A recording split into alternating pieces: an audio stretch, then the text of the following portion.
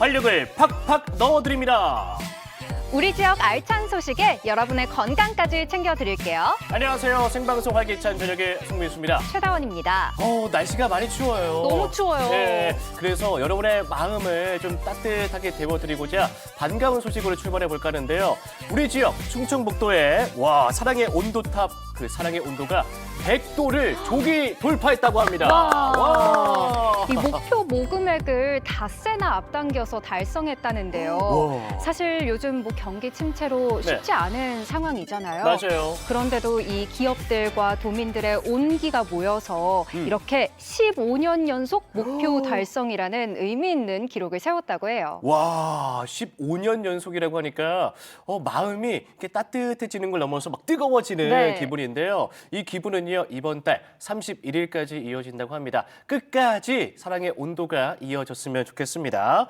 자, 오늘 생활력 소식 전해드리겠습니다. 먼저 건강부터 한번 챙겨볼까요? 활기찬 클리닉 시간에서는요, 척추관 협착증 한방 치료에 대해서 알아보고요. 그리고 저녁의 홈트 시간에서는 요즘 트렌드 운동이라고 합니다. 여러분 들어보셨습니까? 바레. 저는 처음 들어보거든요. 여러분 궁금하시죠? 끝까지 함께 해주세요.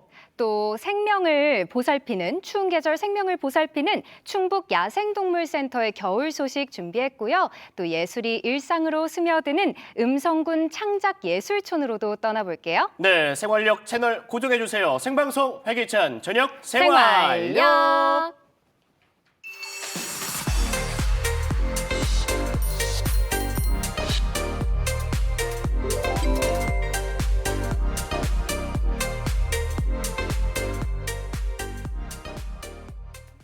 연일 이어지는 강추위에 모든 것이 다 얼어붙었습니다. 산과 들은 물론이고 지난주에는 저희 집 수도도 얼어버렸고요. 맞아요. 근데 네. 사실 이렇게 추우면 사람들은 옷을 더 입는다던가. 그렇죠. 입어야죠. 껴입어야죠. 난방기구 뜨끈한 것도 쓰던가 하면 그렇죠. 되는데 이렇게 냉정한 자연 속에서 살아가는 야생동물들은 어떻게 버틸지 너무 그러네요. 걱정이 됩니다. 생각해 보세요. 야생동물들이 옷을 사 입을 수가 있습니까? 없죠. 요즘에 날이 또 춥다 보니까 먹이도 많이 부족할 것 같고요. 그런데요, 이번 만나볼 영상에서는요, 도움이 필요한 야생동물들에게 따뜻한 손길을 내미는 천사분들이 등장한다고 합니다. 그 천사분들이 누굴지 너무너무 궁금한데요. 네. 열혈 리포터 MC 김이 한달음에 달려가 봤다니까요. 지금 바로 만나볼게요.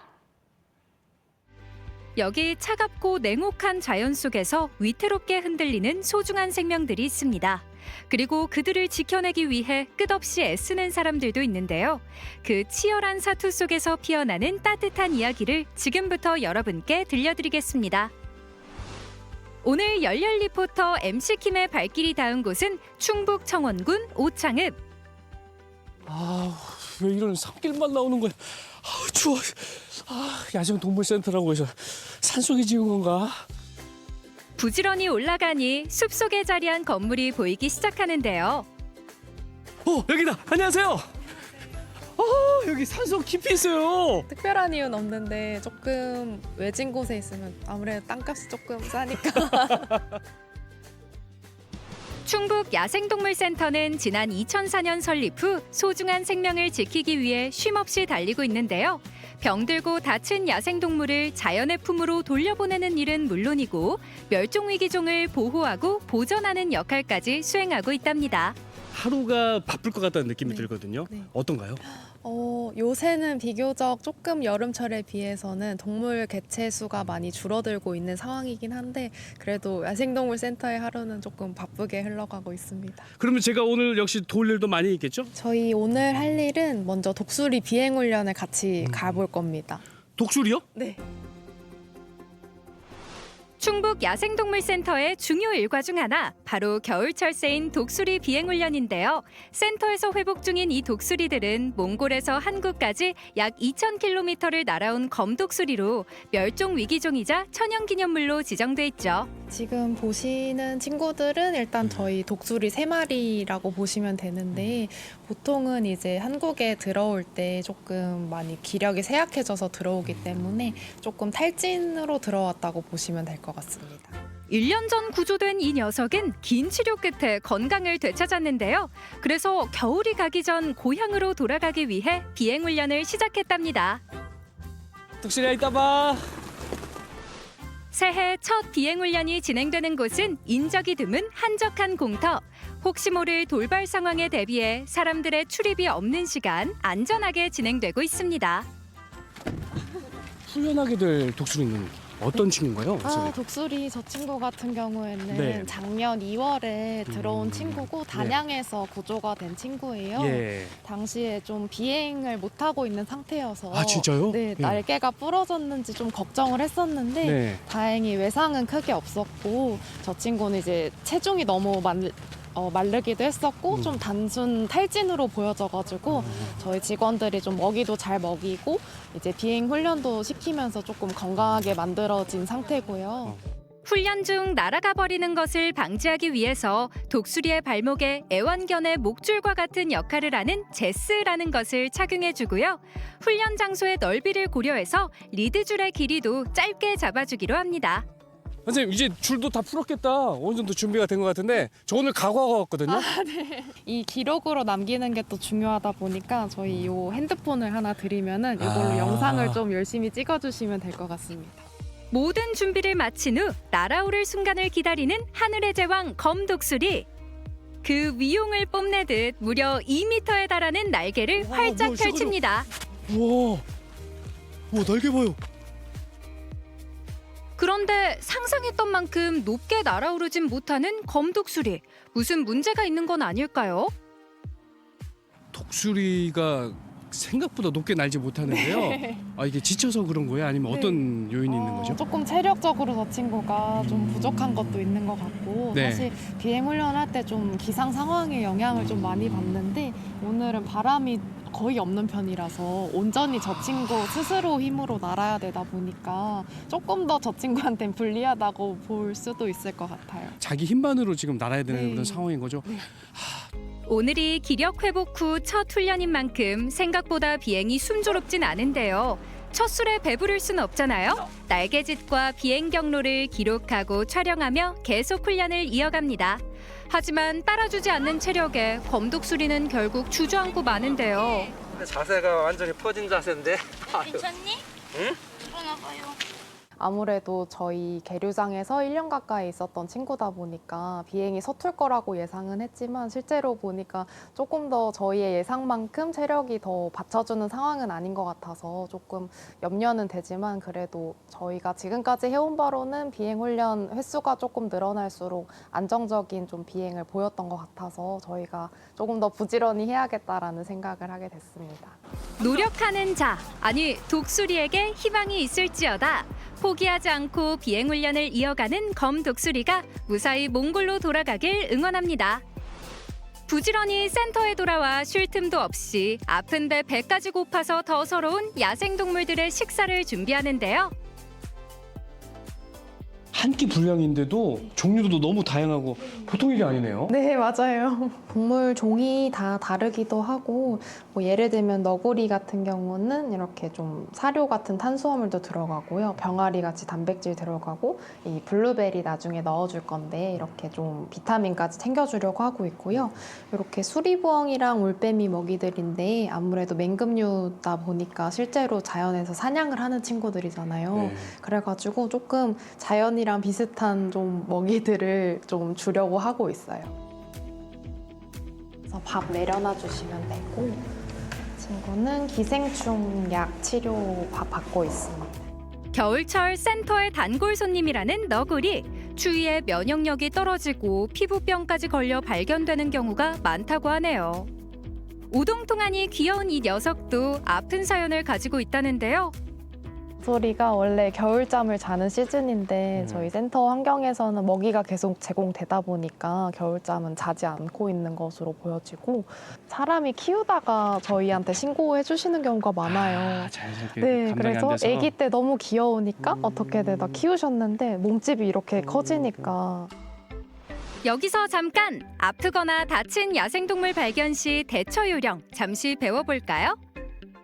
먼저 수건이나 담요를 덮어서 체온 유지를 해주고요. 상자로 외부 자극을 최소화해줍니다.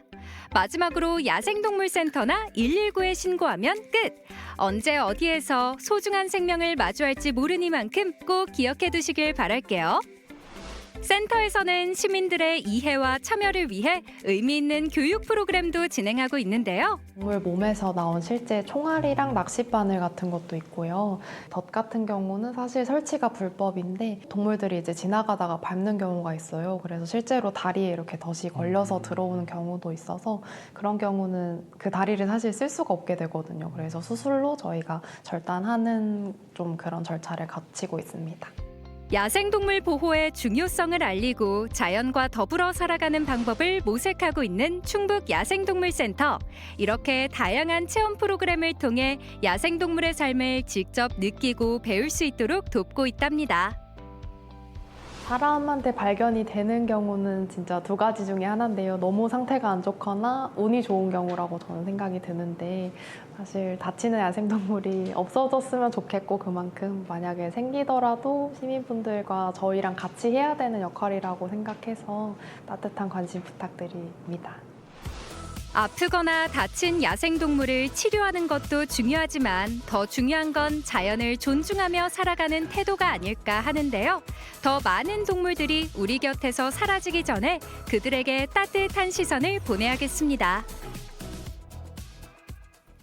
와, 이 독수리 비행 훈련 너무 귀한 장면을 보고 왔어요. 사실 뭐 오랜만에 비행에 잘 날지 못하는 모습을 보고 좀 안쓰럽기도 했는데요. 독수리가 그 커다란 날개를 펼치고 훨훨 날아오를 수 있을 때까지 충북 야생동물센터 여러분 파이팅입니다. 네, 그리고 저는 그 야생동물센터 그곳이 그냥 단순히 동물을 치료만 해주는 건 줄 알았는데 그게 아니더라고요. 네. 멸종 위기종을 또 이렇게 보호하고 생태계를 또 이렇게 지켜주는 정말 중요한 역할을 하고 계시는 거잖아요. 네. 제가 다 감사하더라고요. 그 생태계를 지켜내는 일, 네. 우리도 또 자연의 일환인 만큼 또 함께 해야겠죠. 그럼요. 다친 야생동물을 발견하셨다면 담요를 통해서 체온을 또 보호해 주시기 바라고요. 또 상자를 이용해서 자극을 줄인 뒤에 가까운 야생동물센터로 구조를 요청하시면 되겠습니다. 꼭 네. 기억하셔서 혹시나 이런 상황을 마주했을 때 잘 대처하셨으면 좋겠네요. 네, 이렇게 작은 행동 하나가 소중한 생명을 지킬 수 있다는 사실 여러분 꼭 기억해 두시기 바라겠고요. 오늘 이 영상이 저뿐만 아니라 여러분의 마음에도 큰 울림이 됐기를 바랍니다.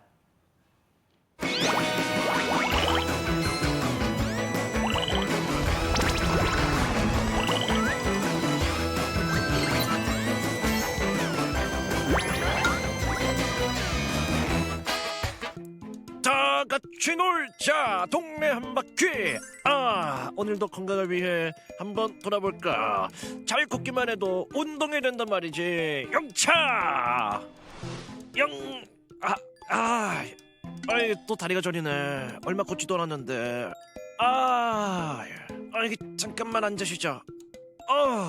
앉으니까 이제 좀 살겠네. 나이가 들어서 그런가. 아이고야. 여보, 아침에 다리 아프다고 그러더니 괜찮아요? 조금만 걸어도 다리가 저리네. 근데 신기하게 잠깐 앉으면 이게 괜찮더라고. 나이가 70도 안 됐는데 벌써 이러면 되겠나. 아니 왜 옆집 할머니 있잖아요. 증상이 똑같아요. 다리에 힘이 빠지고 그 종아리가 쥐어 짜든 아파가지고 지금 한의원에 다니고 있대잖아. 그래. 병원부터 가봐야겠네. 이거 미루면 안 되겠다. 병원 가자. 검사 결과를 보니 척추 협착증입니다. 충분히 치료받으면서 호전될 수 있으니까요. 너무 걱정 안 하셔도 됩니다. 오래 서 있거나 조금만 걸어도 다리가 저려 병원을 방문한 60대 남성의 사연이었습니다. 오늘 활기찬 클리닉에서는 척추 협착증 한방 치료에 대해서 알아봅니다. 여러분의 활력 넘치는 인생을 위해 활기찬 클리닉 함께 하시죠. 네, 오늘 활기찬 클리닉 시간에서는요. 척추관 협착증 한방 치료에 대해서 알아보겠습니다. 아름다운 분 모셨습니다. 김하리 원장님 반갑습니다. 안녕하세요. 안녕하세요. 한의사 김하림 원장이라고 합니다. 네, 반갑습니다. 반갑습니다. 척추관 협착증이라는 말은 또 몇 번 들어보기는 했는데 정확히 어떤 질환일까요?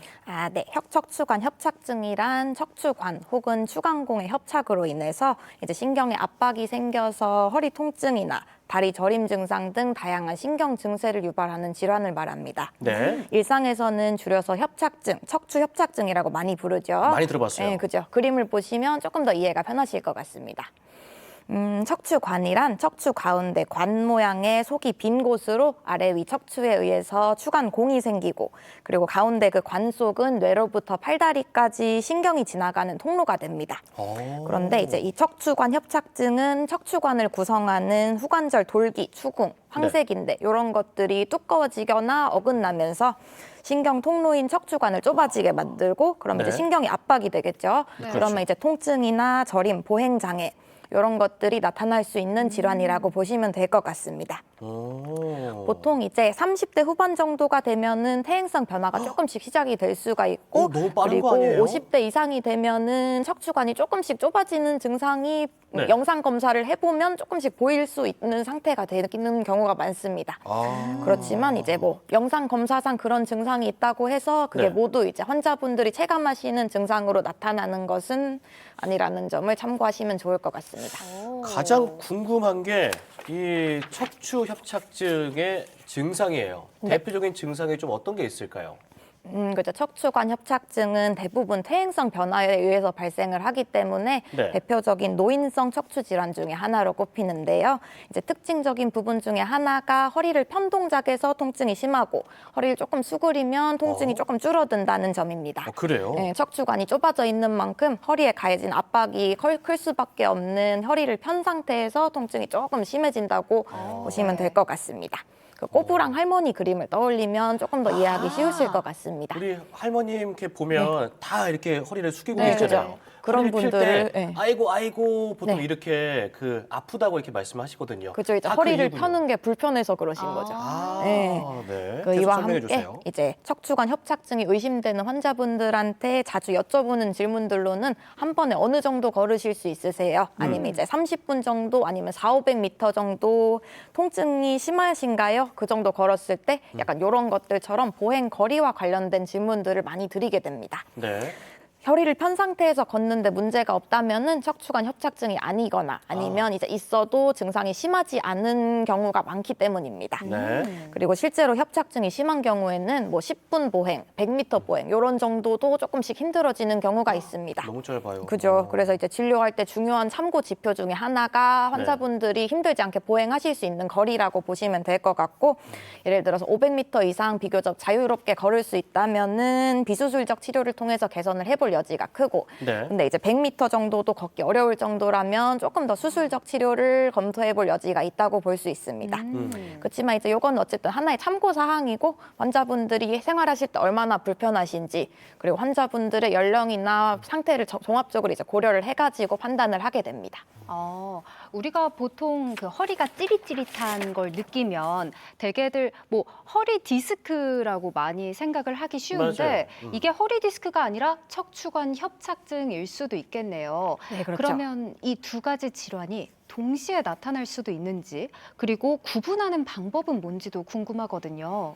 그렇죠. 이제 척추관 협착증, 허리 디스크 이런 대부분의 요추 질환은 다리 저림 증상과 이제 이런 신경 증상도 같이 나타날 수 있고 찌릿찌릿한 통증이 같이 나타나는 경우가 많습니다. 네. 그리고 질문을 주신 것처럼 두 가지가 동시에 발생하는 경우도 많긴 합니다.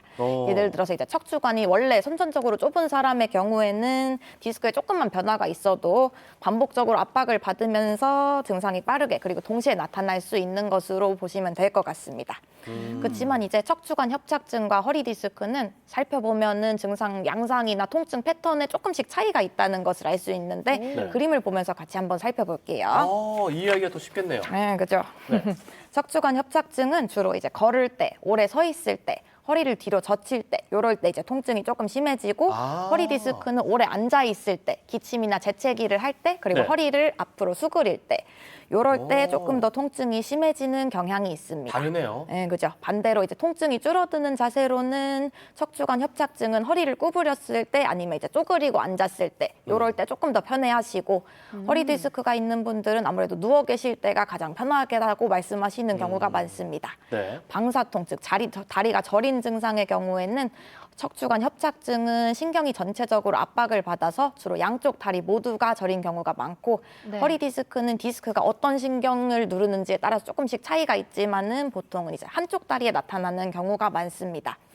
누워서 다리를 들어 올려보는 검사를 할 때 척추관 협착증은 누워서 다리를 들어도 통증이 크게 없는 반면에 허리 디스크는 이제 누워서 다리를 올리기 힘들고 통증이나 저림 증상이 심하게 나타나는 경우가 있습니다. 네. 그러면 이제 어떻게 치료를 해야 되는가? 그러게요. 척추관 협착증은 이제 좁아져 있는 척추관을 조금 넓혀주고 척추를 안정화하는 방향으로, 그리고 허리 디스크는 디스크에 발생한 급성 염증이나 통증을 좀 완화하고 신경의 압박을 줄여주는 방향으로 치료를 같이 해 나가게 됩니다. 자료 사진을 이렇게 봤을 때 일단은 척추 협착증에서는 치료할 때 척추관을 넓혀줘야 한다고 했잖아요. 그렇죠. 일단 이게 핵심이겠네요. 뭐 일리가 있는 말씀입니다. 네. 실제로 이제 두꺼워진 황색인대를 직접 이렇게 절제하는 방법 등을 통해서 좁아져 있는 척추관을 물리적으로 이렇게 넓혀주는 수술을 시행하는 경우도 있는데요. 네. 근데 이러한 수술 치료는 어쨌든 증상이 환자분들한테 심하게 나타나고 그리고 비수술적 치료로 조금 경과가 느리게 나아지거나 경과 호전이 잘 없거나 아니면 이제 진행이 너무 빨라서 손쓰기가 어려울 때 이럴 때 고려하는 좀 최후의 수단이라고 생각해 주시면 될 것 같고요. 네. 어쨌든 수술하기 전에 보존적인 치료를 먼저 해보는 것이 좋긴 합니다. 네. 그렇지만 이제 한의학을 비롯한 비수술적 치료만으로는 사실 안타깝게도 이미 좁아져 있는 척추관을 물리적으로 이렇게 다시 넓힐 수 있다고 오호. 말씀드리기는 조금 어렵긴 합니다. 그러면 이제 환자분들께서는 치료를 받으면 척추관이 넓어져서 좋아지는 것이 아니었나? 네. 그럼 이제 어떻게 치료를 해야 되나요? 이렇게 이제 그러니까요. 질문을 주시는 경우들이 있는데요. 네. 척추관 협착증 비수술적 치료에 있어서 한의학적 치료의 핵심은 이제 척추를 지탱하는 주변 근육과 인대를 강화해가지고 오. 이제 척추의 안정성을 확보하는 데 있습니다. 주변의 근육을 강화시키는 거군요. 그렇죠. 그리고 이제 요거를 위해서 하나의 치료 방법만을 활용하는 것이 아니고 네. 침치료나 추나요법, 약침치료, 한약치료 이런 것들을 복합적으로 좀 활용을 하고 있습니다. 한의학에서 방금 뭐 추나 침, 약침, 한약 치료들을 병행한다고 하셨는데 정확히 구체적으로 어떤 기준으로 어떻게 치료가 진행이 될까요? 한의학에서는 일단 환자를 진단을 할 때 변증을 먼저 하는데 이는 이제 한의학적 이론에 기초해서 질병의 원인이나 성질, 부위 등을 분석하고 진단 및 치료 방향을 결정해 나가는 과정이라고 보시면 될 것 같고요. 네. 최근에는 이제 영상의학적 검사 등도 종합적으로 같이 활용을 하고 있습니다.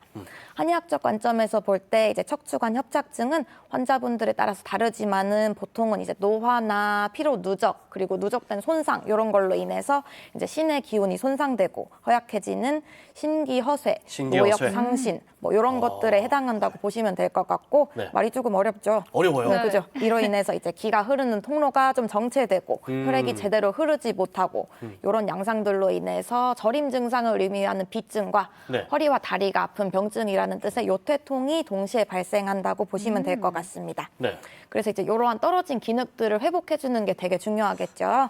그래서 이제 이러한 한의학적 치료가 발전해 오면서 척추 주변 근육과 인대를 강화하고 척추의 안정성을 확보하는 목표에 이르렀다고 보시면 될 것 같습니다. 그러면 이제 한방 치료 바로 이제 좀 소개해 주시죠. 그죠. 본격적으로. 어떻게 치료하는지도 한번 네. 살펴볼게요. 이게 궁금했어요. 네, 그죠. 먼저 이제 추나요법의 경우에는 한의사가 직접 환자의 척추 관절을 진단하고 평가 치료할 수 있는 유용한 치료법인데요. 네. 한의사는 추나요법을 통해서 허리나 엉덩이, 허벅지, 종아리, 발끝까지를 꼼꼼히 살피면서 어느 부위가 통증이 지금 심한지 그리고 어느 부위가 감각이랑 근력이 어느 정도 떨어져 있는지 유지가 되는지 그리고 어떤 근육이 뭉쳐 있고 약해져 있는지 다리의 근육량은 어느 정도 남아 있는지 네. 이런 것들을 이제 종합적으로 같이 살펴보게 됩니다. 그리고 이를 통해서 어떤 치료법을 어디에 활용할 것인지 이런 계획들을 같이 세우게 됩니다. 네. 굳어있는 근육을 풀어주는 이완 준하요법을 직접 적용을 하기도 하고요. 그리고 침치료 같은 경우에는 주변의 기혈 순환을 원활하게 하고 허리 주변의 근육을 강화하면서 환자분들의 통증을 완화하고 방사통으로 이어지는 신경 자극을 조금씩 줄이기 위해서 활용하고 있는데 네. 주로 이제 합곡이라는 혈자리나 곡지, 중저, 후계, 족삼리 이런 다양한 경혈자리들과 그리고 허리 주변의 근육의 침치료를 진행하면서 필요한 경우에는 전침을 통해서 전기 자극을 같이 주면서 그렇게 치료를 같이 해나가고 있고 그리고 이제 통증과 염증 감소에 효과가 있다고 검증된 약침과 한약 치료를 병행하기도 하는데 염증과 부종을 제거하고 신경 기능을 회복하는 데 효과적인 독활기생탕, 오적산, 육미지왕탕 이런 한약들을 함께 활용해서 약해져 있는 뼈와 근육 그리고 인대를 강화해 주는데 도움을 준다고 보시면 될 것 같습니다. 네. 그러면 마지막으로 좀 강조하고 싶은 말씀이 있으시다면 간단하게 부탁드릴게요. 네, 지금 오늘이 네. 이제 척추 협착증이잖아요. 네, 네. 말씀해 주시죠. 척추관 환자들의 경우에는 어쨌든 걷는 기능이 떨어지지 않도록 걷기 운동을 점진적으로 조금 같이 해주시면 좋을 것 같고요. 네. 그리고 모든 원장님들이 강조하시는 말씀이실 것 같은데 근육량이 많은 분들은 그렇지 않은 분들에 비해서 발병률은 떨어지고 치료 속도는 빨라지는 경향이 있습니다. 따라서 이제 날씨가 춥다고 운동을 게을리 하지 마시고 집에서라도 조금씩 운동을 해나가는 습관을 가져주시면 좋을 것 같습니다. 네, 알겠습니다. 오늘 활기찬 클리닉 시간에서는요, 척추관 협착증 한방치료에 대해서 알아봤습니다. 도움 말씀 주신 김하림 원장님 고맙습니다. 감사합니다. 감사합니다.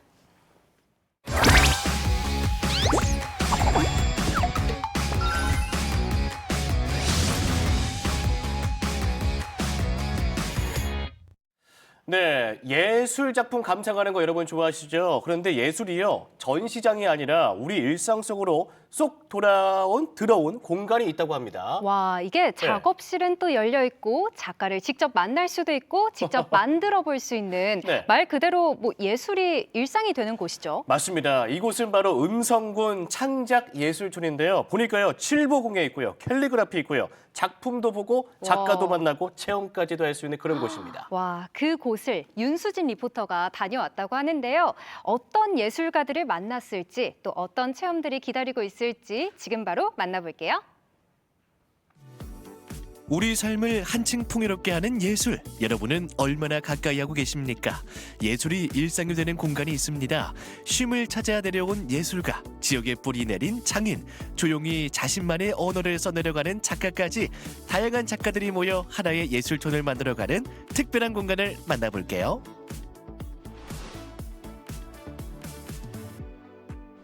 안녕하세요. 리포터 윤수진입니다. 여러분, 예술하면 어떤 게 떠오르세요? 피아노 연주가의 음악? 아니면 근사한 그림과 조각 작품?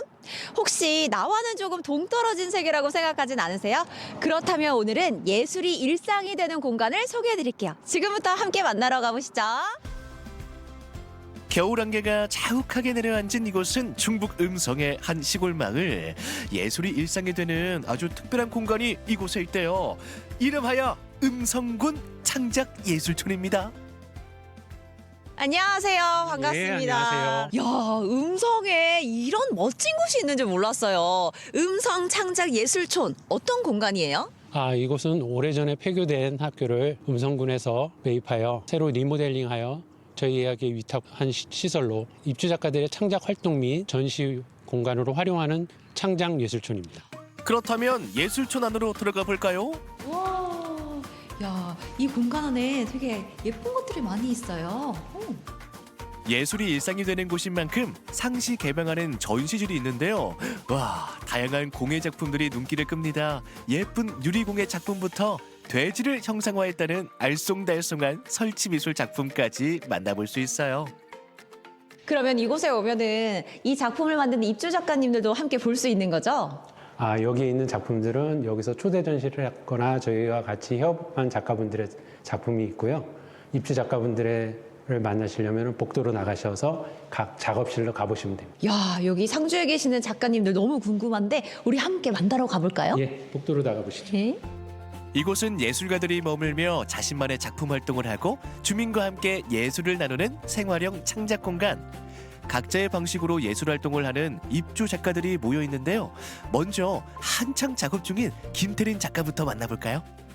안녕하세요. 안녕하세요, 네. 작가님. 네. 아우, 오늘 어떤 작업하고 계시는 거예요? 지금 섬유공예 안에 가죽 재료를 이용해서 지금 반지갑을 만들고 있어요. 오, 반지갑. 네. 그러면 가죽 공예도 예술이 될 수 있는 거예요? 그럼요. 얼마든지 예술을 가미해서 좋은 작품을 만들 수도 있고 실생활에서 활용할 수 있는 그런 작품들 만들 수 있어요.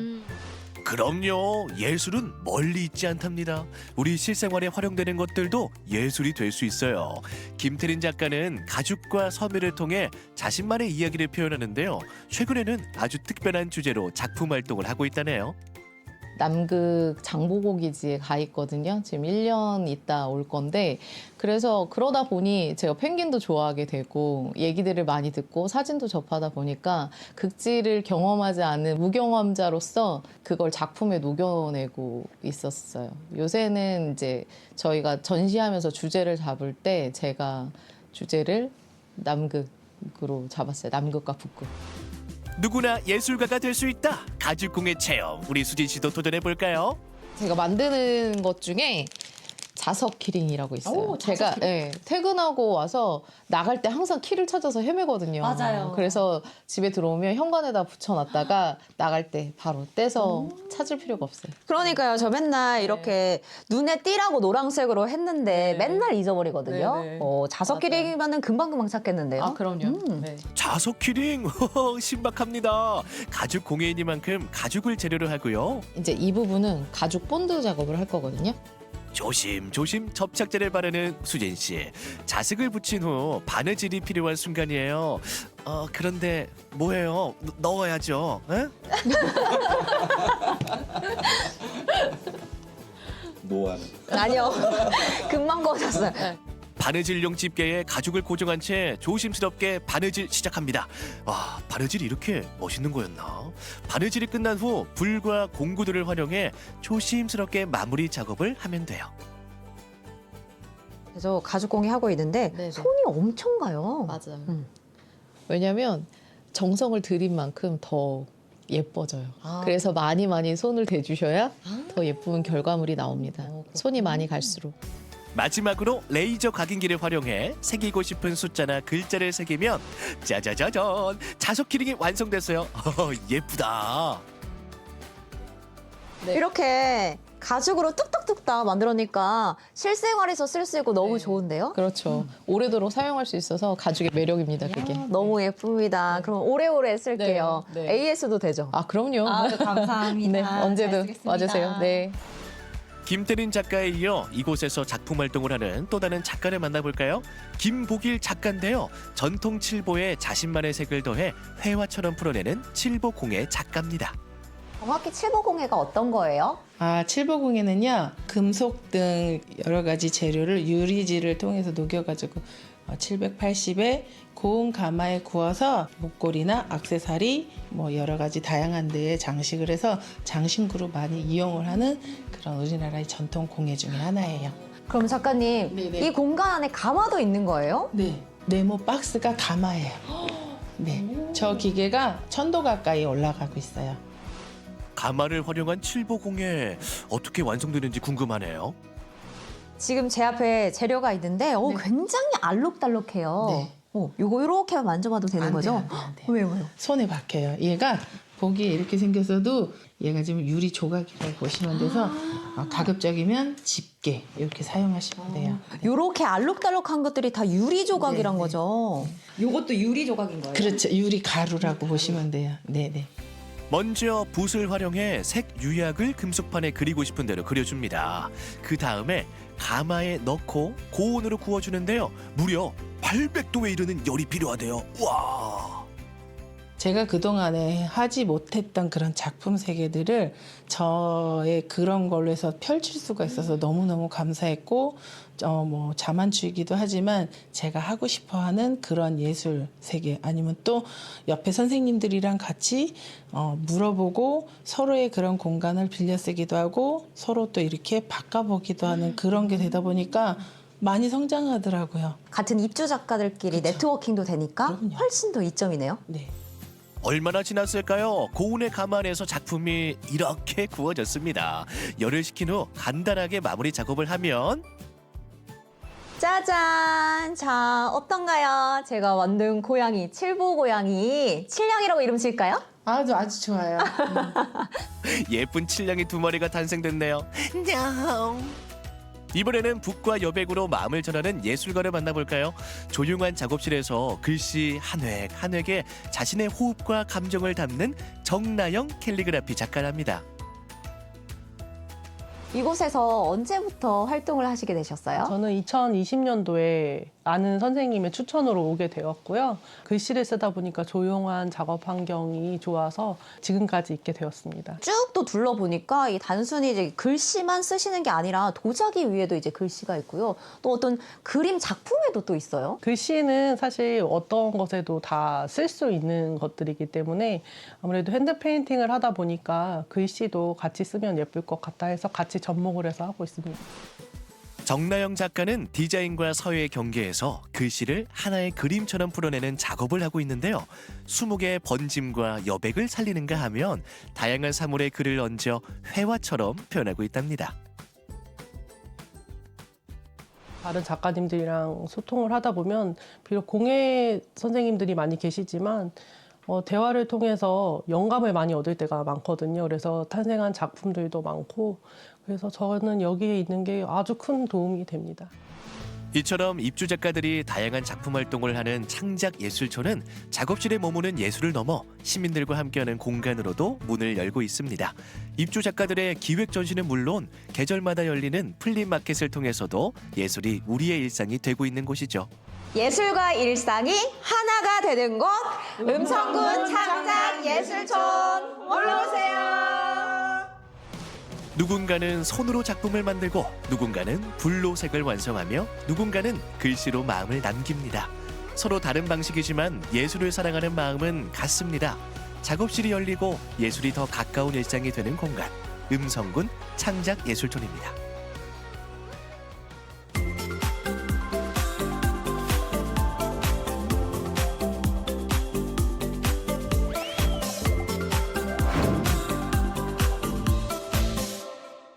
네, 음성군 창작예술촌에서 예술 만나봤습니다. 이제 몸을 움직여볼 시간이죠. 네. 저녁의 놈트 함께 할게요. 네, 오늘도 저희의 건강을 책임져 주실 강사 한 분을 모셔왔습니다. 소개해드리겠습니다. 안녕하세요. 안녕하세요. 안녕하세요. 바른자세 정석 필라테스 강사 조윤지입니다.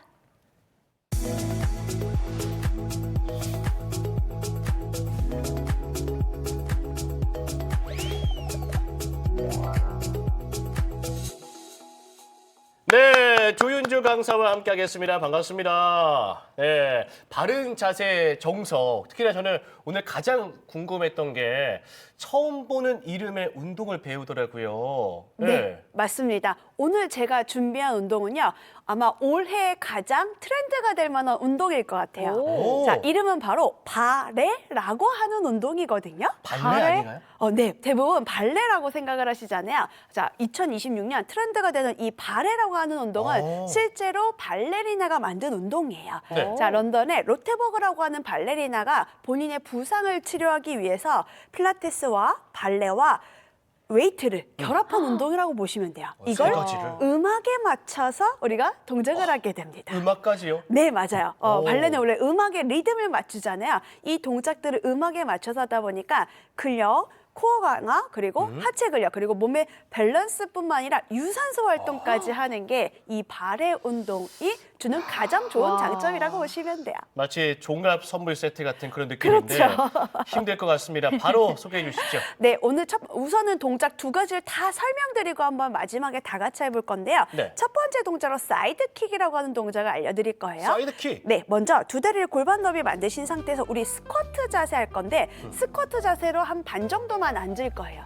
그 상태에서 제가 의자를 둔 이유가 뭐냐면 자, 우리가 스튜디오에는 발레바가 있지만 집안에는 발레바가 없잖아요. 그래서 얘를 살짝 손을 터치하기 위해서 내가 의자를 하나 준비를 해두실 거예요. 지지할 수 있는 맞아요. 무언가만 있으면 되는군요. 네네. 그래서 발레바 대신에 가정에서는 이런 의자를 이용을 할 겁니다. 자, 다시 설명드릴게요. 우리 스쿼트, 반 스쿼트 하신 상태에서 자, 오른쪽은 먼저 지지하는 역할을 해줄 거고요. 그 상태에서 왼쪽 다리를 길게 뻗어줄 겁니다. 자, 이때 발 모양이 중요합니다. 발끝은 포인, 발등은 길게 만들어준다는 뜻이에요. 포인. 자, 그 상태에서 사이드 킥이에요. 사이드 킥.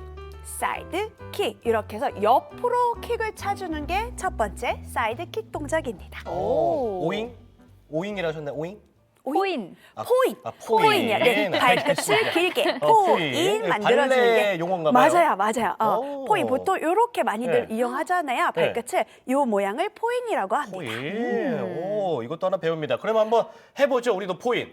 자, 그 우리 자세가 한번 나왔으면 좋겠습니다. 간단하게 한번 네. 해볼까요? 네. 자, 먼저 스쿼트 자세에서 뒤로 한서 우리 한 손으로는 의자를 하나 터치를 해볼게요. 그래서 반 정도 스쿼트 자세 만들어줄 거예요. 자, 엉덩이 살짝 가슴은 열어놓으신 상태에서요. 자, 무게 중심을 오른발을 두고 왼다리를 길게 포인 자세 만들어 볼게요. 무게 중심이 앞으로 쏠리나요? 아니요, 가운데 있을 거예요. 가운데? 네, 가운데 무게 중심 만들어주시고 발끝을 길게 해요. 자, 그 상태에서 왼쪽 옆구리가 무너지지 않게 발끝을 가볍게 듭니다.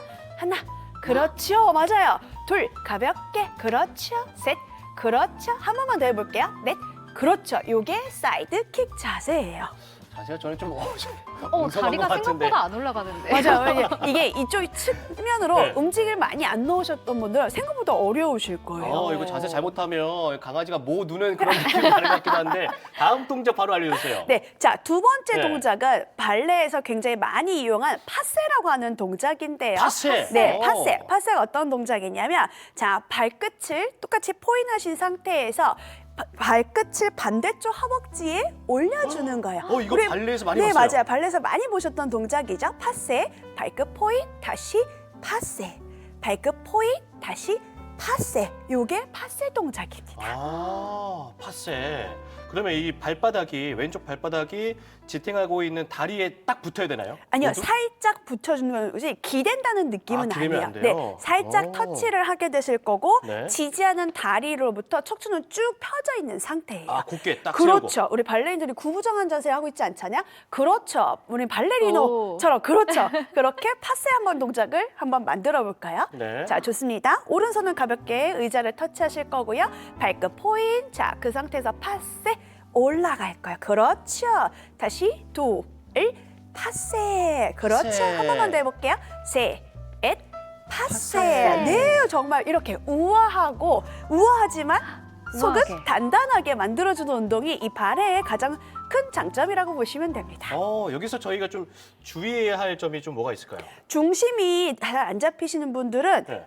반드시 터치를 하고 하실 거고요. 네. 터치를 해두시고 자세를 꼿꼿하게 유지한다는 게 중요하고요. 자, 이 동작을 음악에 맞춰서 다 해볼 거예요. 음악이 안 네, 나왔네요. 음악이 안 나왔잖아요. 그래서 음악에 맞춰서 할 건데 아까 했던 사이드킥 8번, 파세 8번. 자, 그 상태에서 사이드킥과 파세를 연결시킬 거예요. 네. 사이드, 파세, 사이드, 파세, 사이드, 파세 이렇게 연결 동작까지 한번 음악에 한번 맞춰볼게요. 알겠습니다. 다원 씨 잘할 수 있죠? 선생님처럼 네. 이렇게 우아한 모습이 나올지. 자, 파이팅! 지금 나는 발레리노라고 생각하시고 천천히 엉덩이 뒤로 오른손은 의자에 터치합니다. 왼쪽 다리 길게 포인 3, 2, 1 후, 둘, 후, 3, 후, 4, 후, 5, 후, 6, 업, 7, 업, 한 번 더. 그렇죠. 이제 파세로 넘어갈 거예요. 길게 파세. 2, 파세. 3, 파세. 4, 파세. 6, 파세. 7, 파세. 한 번 더. 8. 파세. 자, 이제 이걸 연결을 합니다. 준비. 네. 3, 2, 1. 사이드, 파세. 사이드, 파세. 그렇죠. 사이드, 파세. 4, 파세. 5, 파세. 6, 파세. 7, 파세. 마지막 한 번. 8. 그렇죠. 이렇게 가는 거예요. 와, 장원 씨 어떠셨어요? 이게 세 가지를 네. 합친 종합 선물 세트라고 하셨잖아요. 네. 그만큼 더 힘들어요. 다원 씨 그 파세와 그 이제 그 뭐였죠? 무슨 동작이요? 사이드킥? 사이드킥. 이 자세가 어땠나요? 너 괜찮으셨어요. 진짜요? 잘하셨어요. 네, 다행이다. 네, 네. 굉장히 발레 처음 하신데도 불구하고 굉장히 좀 발레리나 유연하게, 같았어요? 그렇죠. 우아한 모습이 나오더라고요. 저는요. 저는 좀 파스는 어떻습니까? 너무 잘하셨는데 사이드킥 하실 때 약간 애매하게 애매해. 마치 아까 표현을 네. 하셨던 강아지가 약간 그런 모습이 나왔어요. 그 저는 이거 할 때 오른 다리에 힘이 많이 들어가요. 맞아요. 근데 오른 다리도 힘이 많이 들어가시는 게 지지한 다리는 버티셔야 되고요. 자, 이 상태에서 발끝을 무게 중심 자체가 완전 오른발에 가 있어야 돼요. 왼쪽으로 가면 움직임이 몸이 이렇게 찌그러질 수가 있거든요. 그래서 완전히 고관절 접어놓으신 상태에서 발끝을 가볍게 든다 생각을 하시면 돼요. 몸에 반동을 주려고 하지 마시고 발끝을 땅에서 뗄 수 있는 정도, 그리고 사이드, 앞, 뒤가 아니라 사이드로 간다고 생각을 하시면 돼요. 그러면 이 자세를 한 번 더 우리가 잘 생각을 하시면서 동작을 하시면 될 것 같습니다. 그러면 이 동작 집에서 어느 정도로 하면 될까요? 보통 이 노래 하나, 지금 세 가지 동작을 하나 하는데 1분 정도밖에 안 걸려요. 한 10분 할 것 같은데. 자, 근데 이 노래들이 보통은 4분에서 5분이거든요. 반복하시면 됩니다. 아마 한 곡이 끝나시면 땀이 나기 시작을 하실 거예요. 알겠습니다. 자, 오늘은요. 트렌드 운동, 발에에 대해서 배웠습니다. 또 유익한 운동 전해주신 조윤주 강사님 고맙습니다. 감사합니다. 자, 생방송 활기찬 저녁 저희가 준비한 소식은 여기까지인데요. 다가오는 날에 또 영동 곶감 축제가 열리더라고요. 네. 그 영동 곶감을 우리가 지난주에 영상으로 미리 만나봤잖아요. 그렇죠. 다가오는 주말에 또 맛있는 곶감 디저트들도 맛보고 행복한 추억 많이 만드셨으면 좋겠네요. 네. 자, 저희가 준비한 소식은 여기까지입니다. 저희는 다음 주 이 시간에 더욱더 유익하고 활기찬 소식으로 인사드리겠습니다. 생방송 활기찬 저녁 생활력!